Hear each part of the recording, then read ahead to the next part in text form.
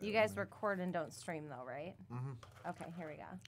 Hey, everybody, this is Ted DiBiase, the $1 Million Man. And if you want to get your money's worth, stay right here because you're listening to Knockouts and 3 Counts. And remember, everybody's got a price for the $1 Million Man. I fade out during your intro, right? Yep. Okay. 3, 2, 1. Ladies and gentlemen, welcome to Kyle. Knockouts and 3 Counts. Yes, sir. Knockouts and 3 Counts. Here once again with a brand new episode of Podcast Go. Was that a beer? No, it was Mountain Dew. Okay. I need something to wake up. I heard you pop the top, man. I thought it was a beer. I can't have beer this month. I got a little excited. I'm sorry. But we're here once again with another episode. Hey, producer Randy's here. What's up, Randy? I'll be right back. Oh, he's not here. All right. Forget I said anything. But, Kyle, why don't you go ahead and throw your social medias and all that good stuff out there. And after that, we'll jump into some of these topics. You can find me on Twitter and Instagram at Detroit Knockout, at Detroit NOKOUT. Find me on Facebook, Kyle Collison, KYLECOLLISON. And make sure you're following our show page, Knockouts and 3 Counts Podcast on Facebook. All righty. Hey, why don't you tell the people what we got going on this weekend, man? Oh, as you finish your pretzel. Sorry about that, ladies and gentlemen. Anyway, this weekend we will be live from the Copeland Center in Wyandotte, Michigan. We have BCWA Tag You're It. It's going to be a tag team tournament. We'll be doing a live show from there. Yes, sir. It'll be myself and Devin. And this Thursday, you can also check me out on Wrestle Talk in the D. I don't know who it is they're going to have me debating against, but apparently I got to talk shit about wrestling against some guy. So I hope he knows what he got himself into. That'll be Thursday night. Ooh, is that a challenge? Hey, take it for what you want. Hopefully you do better than you did against me. But go ahead. I ain't care to you. But what's the name of the show again, and where can they find that? Wrestle Talk in the D. There's links on our page and the Facebook page. I will post up as soon as I know exactly what time and all those things. I should have that by tomorrow. So, alrighty. Yeah, be on the lookout for that. Yeah, looking forward to that. And I am Devin McKenzie. You can find me on Twitter and Instagram. No, on Twitter. I'm sorry. On Twitter at Devin63. That's DEVINTHE63. You can find me on Instagram at All Steak No Sizzle. That's one word. Make sure you check out the Reality Era News group on Facebook. Where uh-oh. Wait a minute, we got a call, but we don't have a producer right now. Yeah, he's calling right now, but we don't have a producer here. So I'll just keep talking.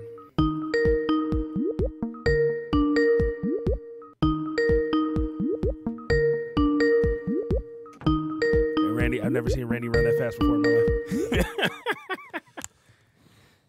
Caller, who do we have on the line? What's up, fellas? Is this the infamous Mike Blackwell? This is. Oh, yeah. Mike, what's going on, man? Not too much. How's everything going today? Good. Hey, Mike. Good. So I don't have eyes on the studio. So who's there today? Just Devin and Who do I know not. Okay, so I can talk crap about Tony Thunder. Feel free to. We do all the time. You can do it if he's here or not. Yeah, I hate to hurt his feelings. Hey, Mike. We don't. Yeah. Hey, Mike, why don't you go ahead and throw your social media information out there and let the people know what's going on this weekend. This weekend, Tag You're At, the first round of our tag team tournament. Got a lot of good stuff going on this weekend. But go bcwa.com for all the event info, tickets, all the social media is plastered right there. Makes it much easier just to go to the website. Okay. And where can people follow you on social media? Oh, I'll find them. I don't know. I don't have all the. I don't see the links. I don't. It's probably Facebook hashtag BCWA something or other. I don't know. All right. Well, everybody, make sure you go check out the Knockouts and 3 Counts page on Facebook, and we'll tag all of Mike's information on there. But well, thank you. Yeah, makes it much easier for me. Yeah, we'll just make it I'm easy. new to this whole internet thing. It's only been around for what, 25, 30 years, something like that? Close enough. Yeah, but see, I never had a purpose to use it before. Hey, That's fair. Trust me, if it wasn't for the show, I would probably stay away from social media myself, man. I'm not going to lie, dude, with the way my life's been going lately. I've already said this multiple times. If it weren't for the fact we have the show, I don't think I would have social media right now. Yeah, no, I had a Facebook account, I don't know, years and years and years ago. I got one when MySpace was no longer a thing, and I think I was a little behind jumping ship, but I only used it to talk to cousins. I mean, that's like, the hell do I need that for? But now I'm on it all the time. I can't pull away from it. Yeah, such is life in 2018, man. Yeah, I guess. We're all falling into the trap. Yeah, unfortunately. So let's talk about Tag Your It, man. This is the tag team tournament. I know is 2 announced. Is this going to be a 2 event program going on? Yeah, the tournament's going to last. There are 8 teams. You'll have your first 8 teams competing in 4 matches at the show this Saturday at the Copeland Center in Wyandotte, Michigan. Go BCWA.com for all the info, so you can find out the exact location there. But yeah, the first round will be this Saturday, and then in 3 weeks, November 17th, we'll have part 2, where you'll have your finals, and we'll crown the champion. Wow, that's what's up. And not that we're biased or anything like that, but we're definitely pulling for team made in Detroit with King Darrell and our own Tony Thunder. Yeah, we just got to hope Tony Thunder doesn't get matched up against that big sumbitch that killed him last time. Well, in his fairness, he didn't know. I mean, he didn't know who he was wrestling. He went out there and he was having a good time, playing with the crowd. Then he realized he was in some trouble. So yeah, he wasn't too happy about it. He knows who his opponent's going to be this time around. Yeah, he wasn't too happy about going up against Big Daddy Gaddy. That has left an impression, and literally and physically on his chest. Yeah. I it only took him about 3 minutes to fall to the ground from that big power, that big chop, whatever the hell he did to him. When he dropped him on the ground. Yeah. Wrestling stuff. Yeah. But power bomb, that's the word. Yeah, it's power bomb. Sorry, I'm all over the place. Man, I'm surprised he lasted 3 minutes, man. That's what she said. No, I mean, just the fall time itself was 3 minutes. Oh, okay. Yeah, from being in the air to hitting the mat took 3 minutes. Yeah, about three and a half. I'll give you that. Yeah. But talk to me about this tag team tournament that you got going on over the next 2 events. Like you said, this weekend, October 27th at the Copeland Center, and November 17th at the Copeland Center as well. How did this come about, and how did these teams come about in this tournament? Well, the whole concept of the tag team championship is, the first 5 shows of BCWA's return are essentially setting a blueprint for how we're going to operate. And the first 5 shows are going to introduce new things. You saw the championship introduced, and then over the next 2, you're going to see the tag team championships introduced, and then we've got another championship belt coming too, and that's going to be introduced as well before the end of the year. For picking the tag teams, I wanted to, for the relaunch, I wanted to stick with a core group of my talented guys, the guys that I knew I had faith in, and I wanted to reach out and see what the industry has to offer. So Aeroform was one of the front runners. They've competed all over the place. They've wrestled the Young Bucks. They've been all over. These guys are amazing. I figured they would be a great team to introduce into the tournament. We've got some other teams coming out the next show. But how that happens, I guess we'll just have to tune in to find out. But essentially, my partner put the matches together. Figured the way that he wanted to play in everyone's strengths and kind of throw some teams together and get the first round going. We'll just see what happens at the show to see how they progress and who ends up with the straps next month. So speaking of tag team matches, why don't we talk about Team Priest versus Team Blackwell from the last show? Give me your thoughts on he's that cheating bastard. I guess we've already got an overview, but give me your thoughts on that match, and do you think we'll see any fallout from that spill over to the show on the 27th? Oh, always. There's always going to be fallout. Priest and I, we're like oil and water. We don't mix well together. We're good friends, It's more of a competitive rivalry going on between us. But yeah, a broken clock is right twice a day, fellas. I mean, he got lucky. Yeah, and unfortunately for me, I've got to suffer the consequences. Priest had the opportunity to make an executive decision if he won the match, and I'm an idiot, and I went for the bet, and he put Hudge in charge of the show. So there we go. Well, I can do what I can do before the show, but from bell to bell, I have no pull. So I guess that's a way for him to keep me in check, I suppose. So we'll see what happens. I'm going to find ways around it. So another big thing from the last show was you had Colt Boom Boom Cabana with us, who you can see our interview with from the show on our page and in the podcast version. But that being said, why don't you give the listeners a little idea of the things that are going to be different this time around with BCWA? I know you and I have talked about you bringing in some other names. Like, it seems like you guys are already off to a great start with Colt Cabana coming in, and it seems like you guys have got quite the list of big things to come. Well, I like to check out the local guys, and by local I mean Ohio, Michigan, Indiana, a little bit in Pennsylvania. Okay. And I like to look at who's standing out and who I like from those places, and then I kind of handpick a couple from each, integrate them into my core roster. You're going to see a lot of faces rotate in and out, and Colt Cabana will be back. And I might not even announce when he shows up. He might just be there one day. Where we will be using him many more times going forward. But yeah, no, I want something different, and I want to create a menu, if you will, for our fans that offers a little bit from everywhere, and it's not the stuff you're going to see everywhere else. So, I've got a lot of names, a lot of people I'm working with. And I'm not going to really dive into that whole no need. Once was time, now I'm not kind of, I see a lot of people kind of use that fallback of the, well, let's grab this guy. He wrestled on TV, 6 months ago, or he was, I'm going to avoid that. I don't really feel that's where the business is heading. I see a big boom right now in the top indies out there. And I think that's what the fans want to see. They can tune into the network for all the guys that the locals are bringing in.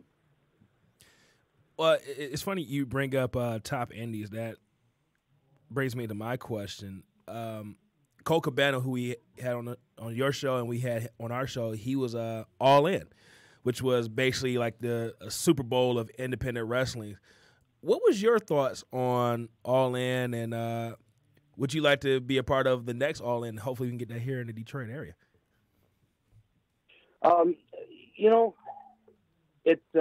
It's all good. It's a good move.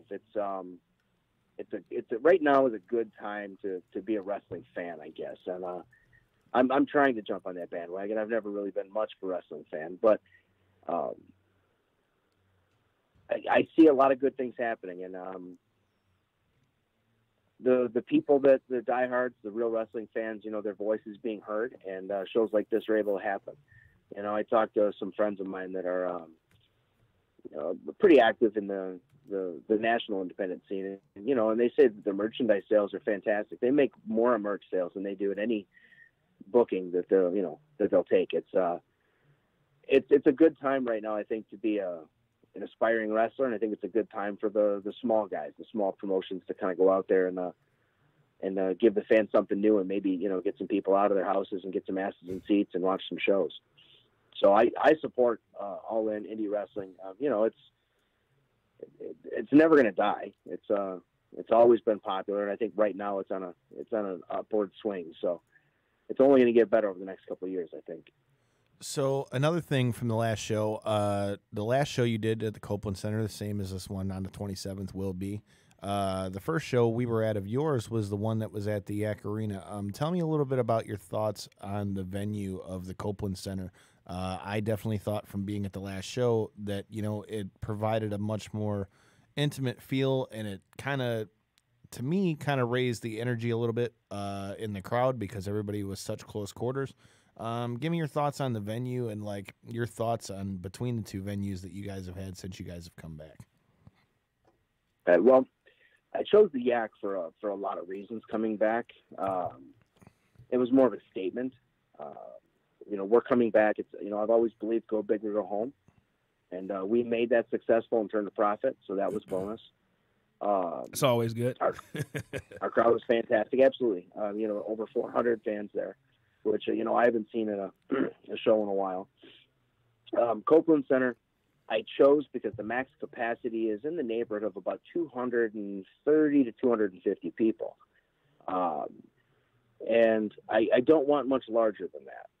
I was appreciative of the fact that the fans came out and supported. We had standing room only at the last show. That was fantastic. And it did. It created an intimate environment, and it created a cozy environment. And there wasn't a bad seat in the house. Chairs wrapped all the way around the ring. That's what these indie shows are. I mean, when you go see a big act do a small, intimate concert somewhere, it's a big deal, and it makes you feel a certain way about them. And I think that having the small, intimate setting is the right move. So I've signed up at this location for the foreseeable future, and I'm going to be doing other shows elsewhere, but this is going to be like our home turf, if you will. And everybody, let me just give you this warning. If you're coming out this Saturday, make sure you get there early, because like you said, it was standing room only. So if you want to actually sit down, which you probably won't be in your seat very long, but if you actually want to get a seat, you need to get there early when those doors open up so that you can actually get a seat, because like we were saying, it was standing room only at one point. People were coming in right when the show was getting ready to start, and there really weren't any actual seats left. So get there early. Get your tickets early and get there early so you can actually get a seat. Yeah, we actually had to pull chairs out of the locker room and tell the boys to stand.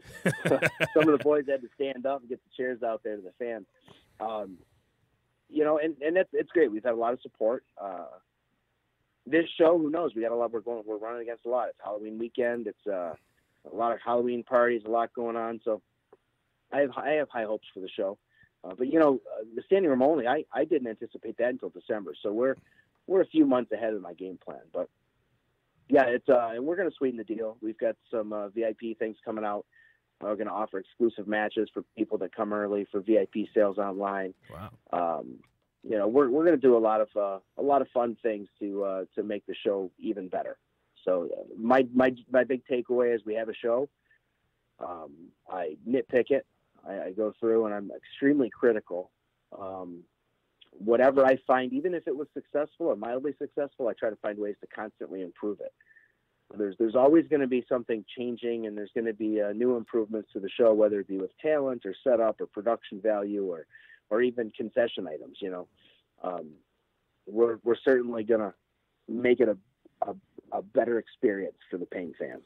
Well, another thing that we saw that you're bringing in, as in bringing new things in, you're bringing in a guy who we've done business with in the past and will be doing business with again next month.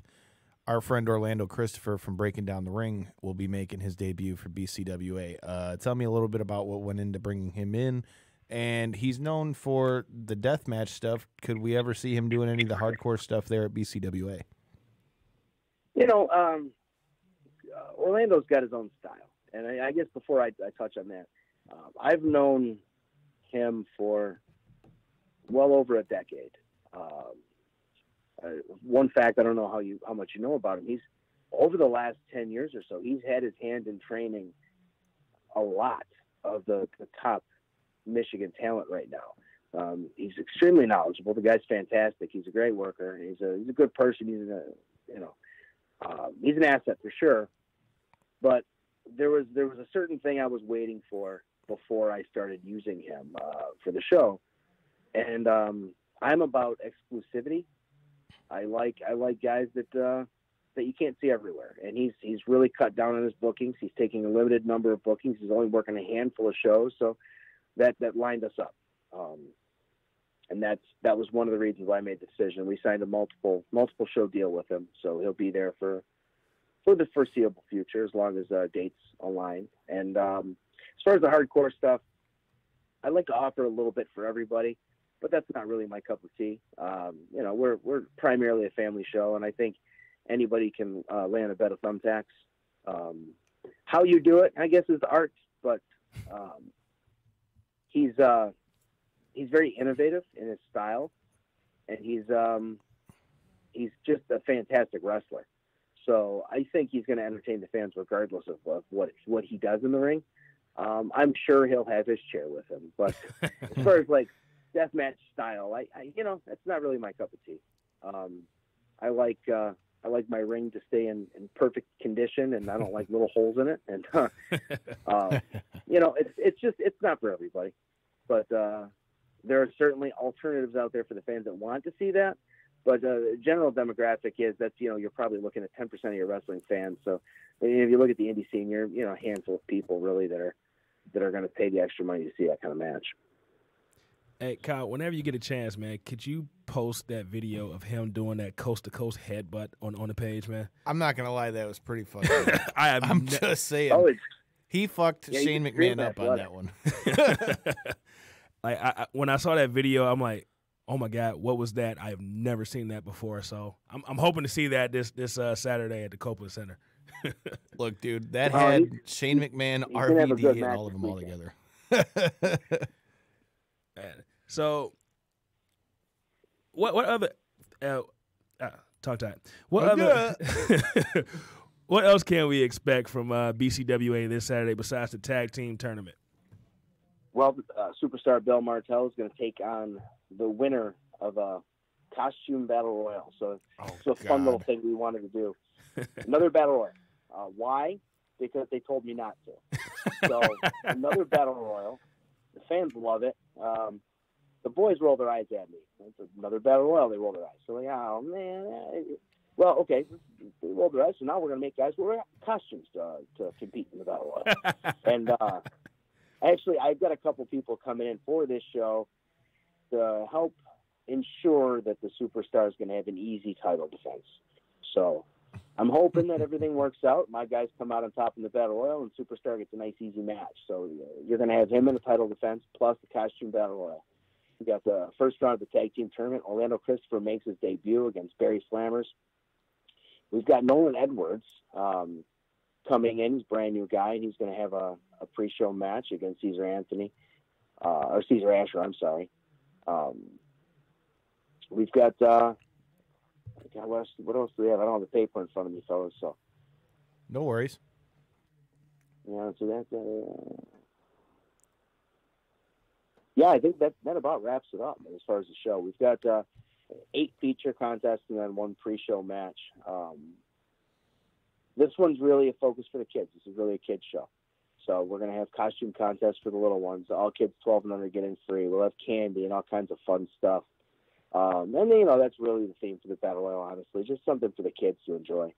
And you can expect as we get into the November show, you're going to see more of an adult fan experience. All right, so make sure you bring the kids down to the Copeland Center this Saturday, people. Get candy and make sure you bring your costumes as well. Yeah, and you guys will have an opportunity to maybe sit down with Christopher and do a podcast with him. You'll be set up, so you'll have the opportunity, anyone on the show, to sit down with, maybe get a chance to talk to Aeroform, talk to Christopher, get some opinions. And next month we'll have Allison Kay out there. We'll have Solo Darling. Christopher's back. We've got a couple other people coming out. It's going to be an exciting show. So in other words, for all of you that are listening or that are going to listen to this, you need to make it to these shows because they're bringing in not just your local indie talent. Allison Kay just wrestled for the WWE Mae Young Classic, and as you can see in the video, if you're watching, Devin's got his pinkies up. Yes, so yeah, they're bringing in the full gamut, man. So you've got a show here that's going to have stuff for the kids, stuff for the adults, and things that you probably won't expect. And if last month's show is any precursor, there's a lot of drama that'll come too, which will be good and fun to watch with the Priest and Blackwell match. And then you had, obviously, the way that the Colt Cabana and Superstar Bill Martell match ended. So, yeah, I wonder if that cut in between his fingers healed up yet. But there's plenty for you to come check out. It has. I checked on him yesterday. It's fine. He's doing well. His hands healed up from the board and the brick. His elbows healed up. His mouth is healed from that Colt Cabana bastard taking advantage of him. Yeah, But, that was kind of hard to watch. I'm not gonna lie. man, Colt Cabana just abused him. But we're over it now. We're over it. But you mentioned Allison Kay is going to be there next week. She is. Yeah. I mean, I'm sorry, next month, and that's definitely one person that I've wanted to have on the show, and glad we have the opportunity to talk to her. Talk to me about what. Oh, no, you're good. Go ahead. Talk to me about what you have planned for her on the show, and talk to me a little bit about women's wrestling at BCWA. Well, women's wrestling is going to be there. I mean, we're going to have it. But see, I'm a firm believer that I've got an 18-year-old daughter. I've been married for a long time, and I believe that a woman is just as capable as a man in anything that they do. So you're not likely going to see a women's division, but you will see women wrestling. They will wrestle for any championship we have. Any belt can be defended by male, female, or Apache helicopter. It doesn't matter. But, the thing about Allison Kay is she was actually trained by superstar Bill Martell and Matthew Priest. She got her start with BCWA over 10 years ago. Wow. We were her first ever wrestling match, and her coming back in November is a bit of a homecoming. So it's exciting. We've kept in contact over the years. I know she's kept in contact with her trainers over the years. But no, Martell and Priest were integral in getting her start in the business. So it'll be nice to have her back. So who she takes on, I don't know, but I certainly want to advise them to be prepared, because this girl's savage. She's going to go out there and she's going to put a beating on whoever she wrestles. So, since we're on the topic of Allison Kay, did you get to see her match in the Mae Young Classic? I did. Yeah, she did a fantastic job. Yeah, I mean, for you guys having her come back, what is that like for you guys to see somebody that's homegrown from you guys? Now basically, in all intents and purposes, has hit a lot of the big stages for women's wrestling. I mean, she's wrestled for Shimmer, she's wrestled for Impact, she's wrestled for WWE now. I mean, she's gone all over the place. So what's that like for you guys, being there since the start of her career, to see her come up and go do all that stuff, and then to have her come back here? What's that look like for you guys, and what do you think that says about BCWA? A lot of it really has to do with the talent, but she certainly has arguably probably one of the most successful careers out of the state of Michigan, and as far as I can remember. We basically gave her the keys to her car, and she learned how to drive, with a little bit of help. And then she did a lot of things. She bettered herself. She worked and busted her ass, and she really did something with it. So it's just cool to be able to come back after all these years and have a whiskey with her, and say, I'm proud of you. You did good. And it's all her. She got her start with us, but everything she's accomplished is her dedication and perseverance. And a follow-up question to my previous question. You said that there'll definitely be women on BCWA shows, but maybe not a division. Is that because right now there might not be enough women out there that are wrestling in the Michigan area? And if so, how can we change that? I don't think it's so much that.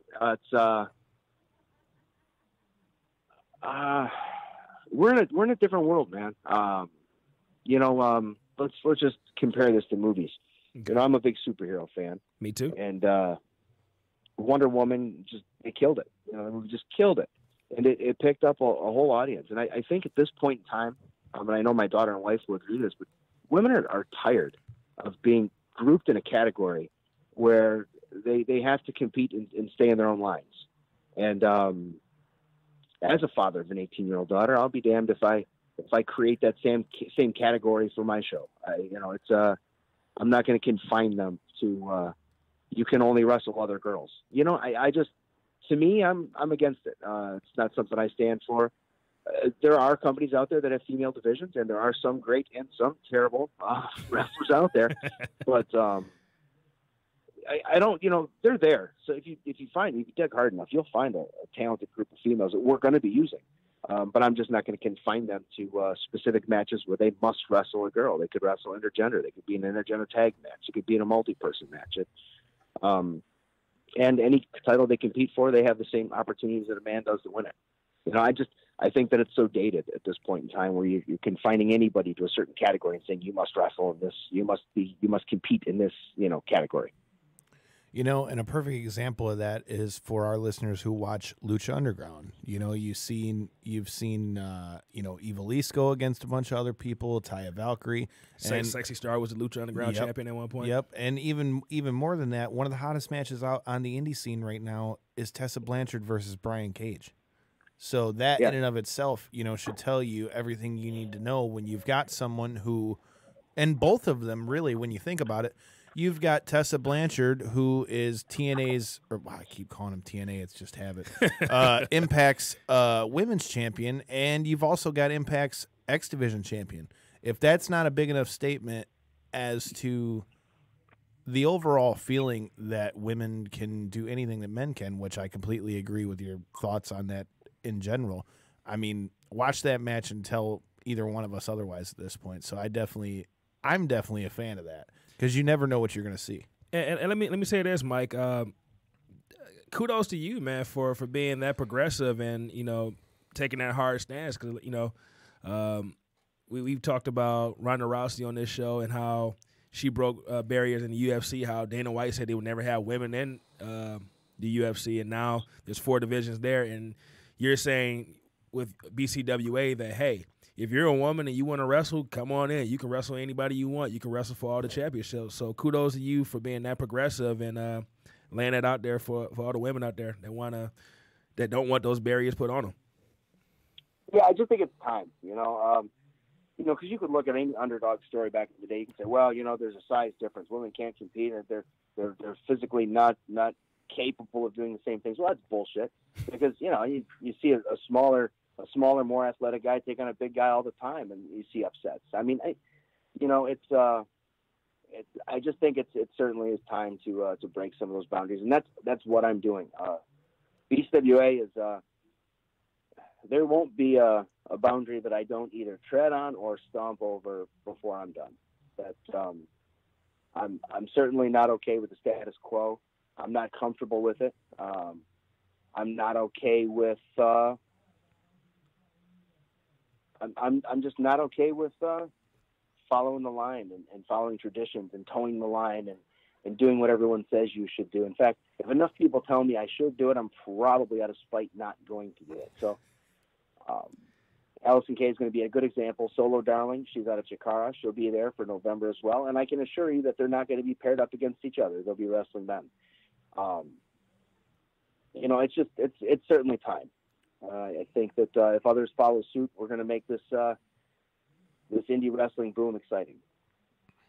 Man, definitely looking forward to that, man. So you kind of touched on on how if people tell you, not to do something or to do something, you're going to go the other way. So does that mean we should stop campaigning for the Battle Royal to be the Knockouts and 3 Counts Battle Royal? No, hell. Still a possibility, man. I like variety, and I get a lot of flack from some of the boys over the Battle Royals, but here's the thing. I've got 40, 50 people that want to work my shows, every show. And can I give the fans a fun Battle Royal with 10, 15 guys in it, give them an opportunity to get in the ring, give them an opportunity to work in front of my crowds, and make the fans happy at the same time? Why the hell would I turn away from that? Right. It's just smart business. People want to see it. They cheer for it. They like it. And it gives them a variety of samples of different guys. And you can, that also helps me choose who's next to move up to the main roster, who's next to compete for championships, who's next to be locked down in, a long-term rivalry. I mean, that just, it just helps me out, because I scour the footage after the show. I spend hours and hours watching. To just take everything apart, and that's a great opportunity for the fans, for the boys, for myself. So yeah, keep it up, fellas. There might be a championship for it. Sounds good. Hey man, Knockouts and 3 Counts title doesn't sound too shabby to me, but You know, as we're getting towards the end of our podcast here today, we've talked about the women's match, the women fighting against the men. We've talked about battle royals. We've talked about costume battle royals. We've talked about superstar Bill Martell and everything and the like. Is there anything else that you want? Is there one big thing that you want to drive home to the fans that are either thinking about or coming out on the fence, of coming to the show the 27th? And just give us any last thoughts on what you think about the show. Well, our show is for the fans. Everything that we do is to provide a fun, entertaining event. No politics, no bullshit. It's just a fun time for the fans, and it's going to be something they don't forget. We've converted a lot of wrestling fans in the last 2 shows. The last 2 shows, we've had over 500 people. Well, no, over 600 people. That's 2 shows. We're going to keep doing it, and it's going to keep growing. And this isn't, like I said, the first 5 shows are an orientation to introduce the fans to BCWA, and after that, we kick it in high gear. I'm still running at about 25% right now, fellas, so we're going to get there. This all sounds good to me, man, and Knockouts and 3 Counts is glad to be along for the ride with you guys. So you can definitely come out and check us out at the show and be ready to see somebody get their ass kicked in a good show at October 27th. Tag You're It. If you like tag team wrestling, you'll get your fill of it, October 27th. And yeah, thanks for having me, fellas, and I appreciate you guys, being involved. And you'll always have a spot at the show. Thank you for having us. Yeah, I was gonna say, man, thank you for having us as a part of the show, man. Really do appreciate it, man. It's a great opportunity for us, an opportunity for you, and I'm looking forward to this being a long, prosperous relationship between Knockouts and 3 Counts and BCWA.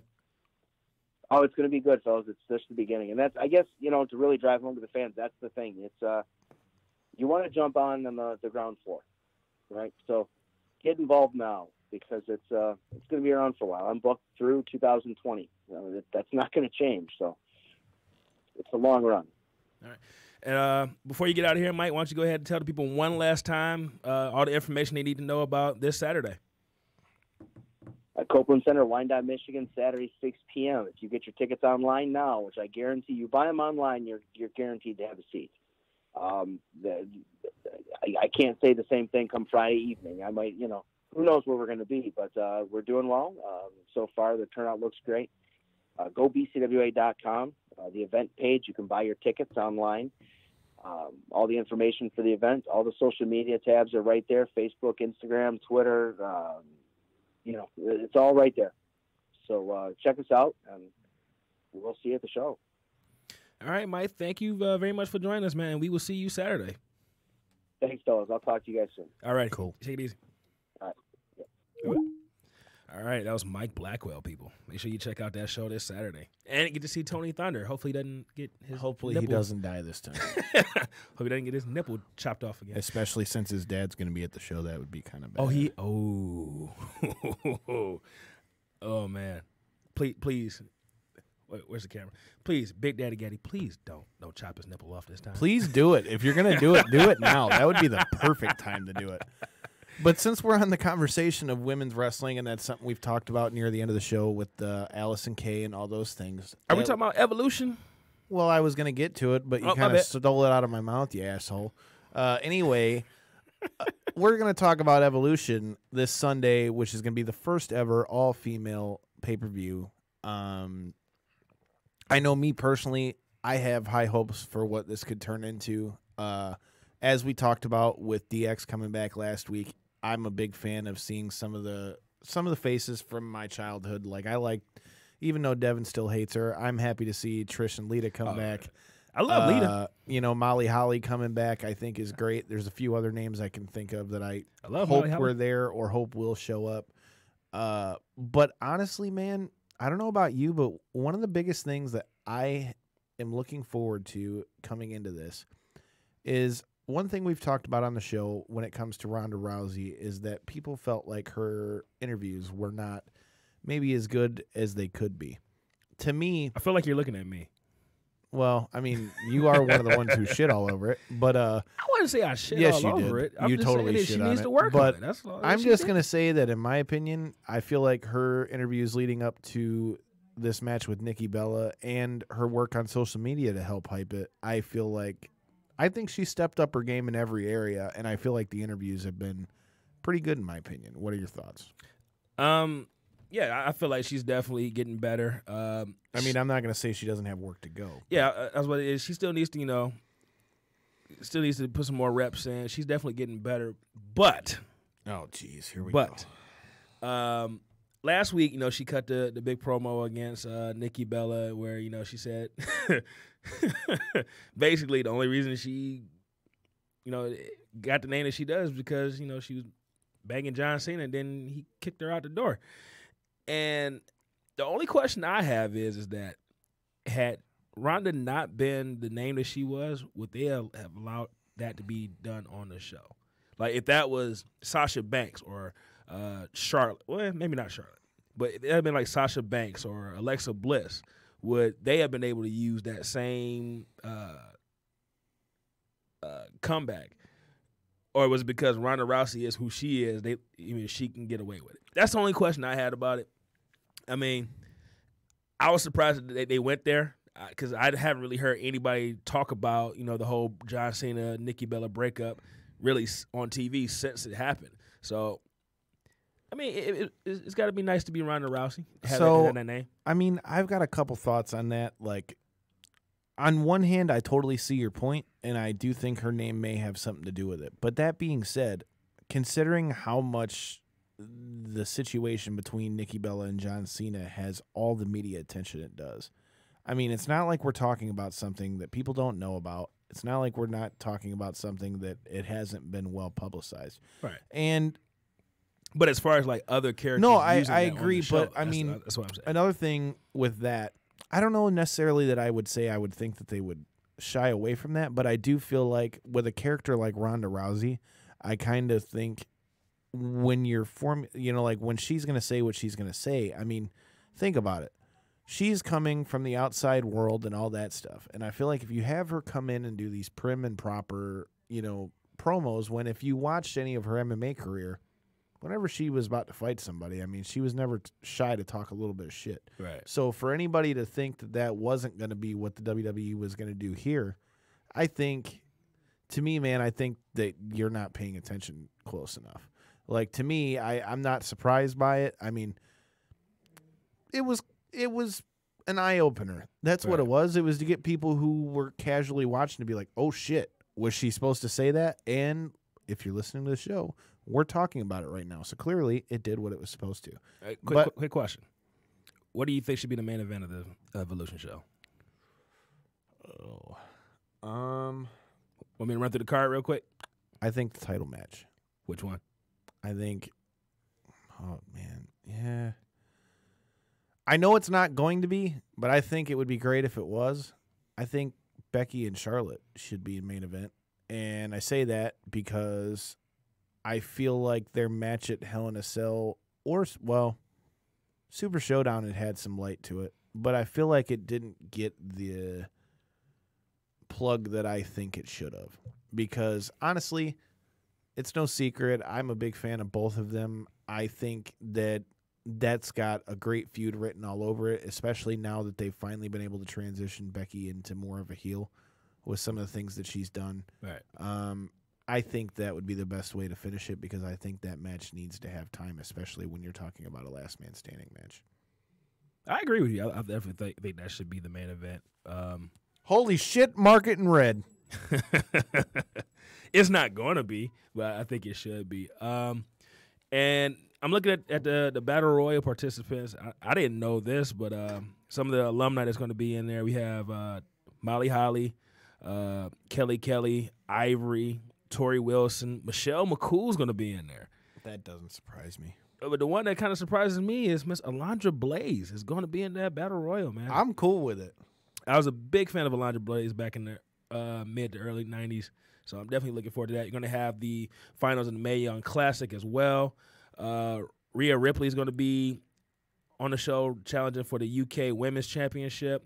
You got Kairi Sane versus Shayna Baszler. We all know who you want to win that one. For the NXT Women's Championship. Definitely looking forward to Evolution. But let's transition real quick while we got a little bit of time left. I definitely wanted to get your opinion on it. Hopefully Alicia is listening. Man, what was your reaction last night on Monday Night Raw with the announcement that Roman Reigns has to relinquish the Universal Championship because he's battling leukemia right now, man? I can't help but feel for the guy. It's no secret. We've talked about it on the show. I deal with Crohn's disease myself, so I understand what it's like to deal with something chronic. But I have nothing but respect for the guy because the fact that he's been dealing with it for 11 years, and this is the first I've ever heard anything of it. Yeah, me too. I've never heard anything leaked. I've never heard him talk about it in an interview. I've never heard any dirt sheet be able to leak it or anything of the sort. And that makes me respect it all the more. Not that it makes you soft by saying anything like that, but I can totally relate with not wanting any added attention brought to it. But more than anything, and first and foremost, and the most important part of that to me, man, my thoughts and prayers go out to Roman Reigns and his family, and nothing but respect to the guy that he, has done what he's done. The one thing that does kind of piss me off with the whole thing, though, is it's sad to me that it took something like this to finally get the fans to, in my opinion, show the guy the respect that I feel like he's always deserved. I mean, you may not like the guy, but a lot of the things he said in his promos with Brock Lesnar are true. The guy's there every night wrestling, busting his ass. And if you look at it objectively, and not just because somebody doesn't like the guy, and I'm not saying you, I'm talking about fans in general. Right. The guy doesn't put on horrible matches. He's had some shit ones, but who hasn't? So, I mean, I think it's sad that it took something like this to do it, but more than anything and most importantly, my thoughts and prayers go out to him, and I just hope and pray that we do see him in a WWE ring again and that he gets his chance at the title again. Yeah, I did not see that one coming. I did see something, I want to say earlier that day or maybe the day before, saying that there might have been an injury. And, okay, he's dealt with stuff before. He had he had to have his appendix removed one time or something like that. And well, you only get that removed once. What's that? You only get that removed once, just so you know, because mine got removed too. Yeah, that was like during the early in the Dean Ambrose, Seth Rollins and Roman Reigns a few early on, and then he had meningitis at one point. So I'm thinking, all right, maybe it was something like that. But then for him to come out, number one, I could tell something was up because he was in plain clothes. So I'm like, oh, what's going on? And then two, when he came out, he said something to the effect of, I portray Roman Reigns, and my real name is Joe. I'm like, something's going on. Something's about to happen. And literally when he announced that he had leukemia and he was relinquishing the championship, the crowd went silent. And it's like, and I'm pretty sure everybody there had the same reaction I was. It's like, is this really happening right now? Or is, because at first I was like, man, I hope they're not going this far to get him the reaction that they want. But once I realized, no, this is really happening right now, man, the only thing you can say, like you said, is thoughts and prayers to him and his family. And hopefully he like he said, kicks leukemia's ass, man, and pulls through this, man. And he's back very, very soon. That being said, I have to say, though, the way they ended that show, not that I didn't think that Dean Ambrose was eventually going to turn on them anyway, but I didn't think they were going to do it in that show. I thought it was the perfect time to do it. I'm not saying it's not, but I'm just saying I didn't think they were going to it. do it on a night like that. And I have to say, between that and what happened with Drew McIntyre and them, I mean, dude, that's one of the most entertaining Raws we've had in a long time. They gave you a whole roller coaster full of emotions. So I'm just saying, I thought that was one of the better Raws I've seen in a while. But watching Drew McIntyre hit that kick out of nowhere, man, that was amazing. And he was airborne and everything. That's a big sumbitch to be in the air like that. Man, it was hilarious, man. I did this Monday Night Raw definitely caught me off guard more than I've probably been in years. Like one with the Roman Reigns announcement, Drew McIntyre hitting that what's it, the Claymore kick out of nowhere, and then Dean Ambrose flipping on Seth Rollins after winning the tag team championship. That's going to be the interesting thing is how do they play that out? And that added to is like, okay, they just won the tag team championship, and now you turn on them? Man, great job, WWE. I criticize them a lot, but I also got to give them their credit when they hit one out of the park. And to me, this is probably one of the best. I don't want to say best because I don't want to make it seem like the Roman Reigns announcement was a good thing, but as far as like capturing my attention and being a riveting show, this is probably one of the. I would just say one of the best Monday Night Raws in a long time. By far. I don't think that's arguable. How much time we got, Randy? Should we wrap up? Should we call it a day? We got a few more minutes. You've got like 5.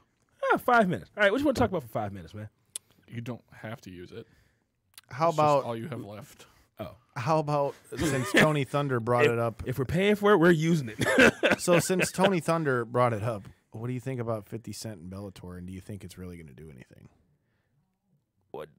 Doesn't he already have a partnership with him? He has a partnership with him, but he's also part owner with Scott Coker, who's been Scott. I don't think. Let me just say this: Bellator, right now, if people aren't paying attention, Bellator is making some waves. They're putting on some damn good fights. They got some young talent coming up.